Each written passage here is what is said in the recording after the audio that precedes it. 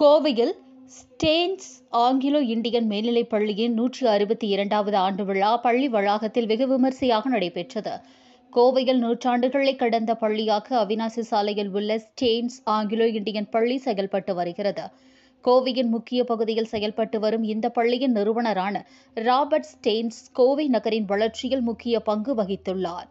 இந்நிலையில் பல்வேறு சிறப்புகளை கொண்டுள்ள ஸ்டேன்ஸ் பள்ளியின் 162வது ஆண்டு விழா பள்ளி வளாகத்தில் நடைபெற்றது. ஸ்டேன்ஸ் ஆங்கிலோ இந்தியன் பள்ளியின் தாளாளர் பாவ்லர் தலைமையில் நடைபெற்ற விழாவில் பள்ளியின் முதல்வர் செலினா வினோதினி விழாவிற்கு வந்து அனைவரையும் வரவேற்று பேசினார். நிகழ்ச்சியில் சிறப்பு விருந்தினராக கோவை பாராளுமன்ற தொகுதியின் உறுப்பினரும் ஸ்டேன்ஸ் பள்ளியின் முன்னாள் மாணவருமான கணபதி ராஜ்குமார், கௌரவ அழைப்பாளராக மூத்த வழக்கறிஞரும் ரோட்டரி 3201 மாவட்ட ஆளுநருமான சுந்தர வடிவேலு ஆகியோர் கலந்து கொண்டனர்.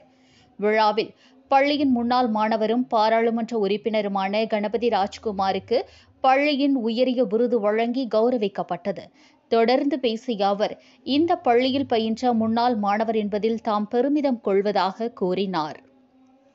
தாம் இந்த நிலைக்கு வர காரணம் தாம் பயின்ற இந்த பள்ளிதான் என்பதை உறுதியாக கூறுவதாக அவர் பள்ளியில் பயின்ற போது தம்முடைய அனுபவங்களையும் நினைவு கூர்ந்தார். இந்த பள்ளியில் பயின்ற மாணவர்கள் அவர்களின் மதிப்புகள், பொறுப்புகள், தலைமைத்துவ குணங்கள் மற்றும் சவால்களை எதிர்கொள்ளும் திறன்களை அறிந்து கொள்ளும் வகையில் திறமையான மற்றும் அனுபவம் வாய்ந்த ஆசிரியர்கள், நிர்வாக பணியாளர்கள் இங்கு இருப்பதாக தெரிவித்தார்.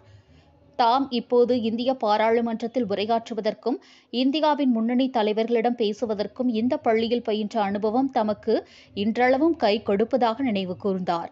தொடர்ந்து நடைபெற்ற விழாவில் ஸ்டேன்ஸ் பள்ளியில் பயின்று சிறந்த மதிப்பெண்கள் மற்றும் விளையாட்டு, கலை நிகழ்ச்சி உள்ளிட்ட போட்டிகளில் சிறந்த மாணவ மாணவிகளுக்கு சான்றிதழ்கள் மற்றும் பரிசுகள் வழங்கி கௌரவிக்கப்பட்டது.